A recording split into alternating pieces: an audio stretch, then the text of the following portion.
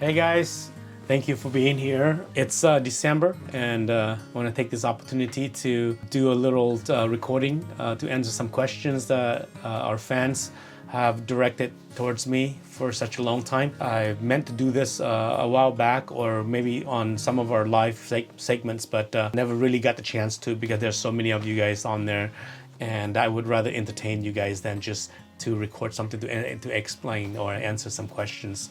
So I'm going to take this time to spend with you guys a little bit and hopefully answer some of those questions for you, okay? Well, to make a long story short, I was introduced to the guitar in the 4th grade. The music department had like a few guitars and they were lending them out to different students in different class to see if that might be something that sparks any interest or anything like that. So I took a crack at it and I checked it out and had it for a week. And I was pretty much hooked. And at that time, there was a lot of Hmong band popping up all over the place. And somehow it just felt like if I learned how to play the guitar, maybe I might be cool just like the rest of them. So that's how I started. Well, I'm originally from Montana, finished high school there, and I moved down to California. And that's when everything kind of started for me. The first year, I was a guitarist for a different band, helping them out, my time and knowledge to help them out for a little bit. And then I was tight on money and all that because I was like 40 minutes away, and driving to practice every week was really taking a toll on me. So, I had to drop out of that and was just planning on starting schools and everything else. My brother that I lived with, at that time, sat me down and told me how important it is that I should continue music because he practically saw me and my passion for music and for guitars since I was a young boy. I listened to him and he helped me kind of started the Sounders. We went and found someone to be a manager. We got Po Yang for the drums. We got Tom Her for keyboard, and then we got Suchai Tao for an extra keyboard, and I was on guitars and vocals, and we didn't have a bass player at that time because B decided to stay with the previous band to play bass for them. So we started out without him, and it wasn't until like almost a little bit over a year we had already played a couple of shows. And then our first album, Link to Lupa Rose, was almost finished. It was at the very, very final stage. We had already gone to a lot of the studios and all of that to record and all that. And then that's when B came on and to kind of help us finish up the album. I think that by the time he came back was only a few songs left that he was able to participate in that one. So yeah, that's how we started. And we've been together for 27 years. It was a really good journey, and I'm really glad that, they took this journey with me, and I couldn't find a much better group than these guys. So kudos to all of them. Well, many of you guys know, first and foremost, I'm the frontman for the Sounders. I'd write and compose and record about 90% of all the songs, and I sing all the songs, and again, play the guitar. So that's what I do for them, and that's my passion. I love to do that. I love to compose. I love to record. I love to write. And it's just I'm just having a blast, and we're just like having fun, and something that started out as just having fun 27 years later, still chucking along and really enjoying it, and couldn't be here with all the fans who supported us.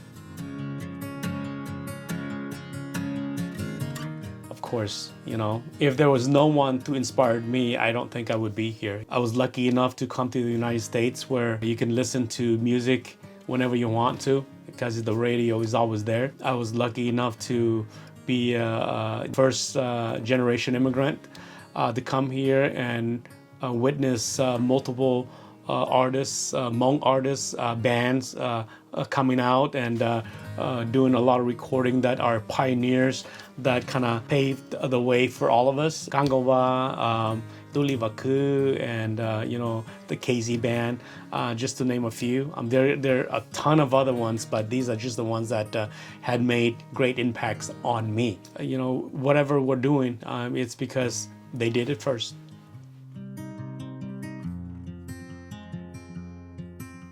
I'm the kind of performer that I like to be in the music. I like to be in the songs. Yeah, I could be on stage with you guys, but I'm actually in a different world. It's an escape. And I like to do that because I like to do the best that I can to reach out, to grab the audience by the heart, because I want them to go through the pains and the heartaches and the happiness, all the emotions with me. I want to do that. And so one can say, yeah, I feel great. I love it. Just that time when I get to pretty much kind of be alone in my own little world that includes all of our fans.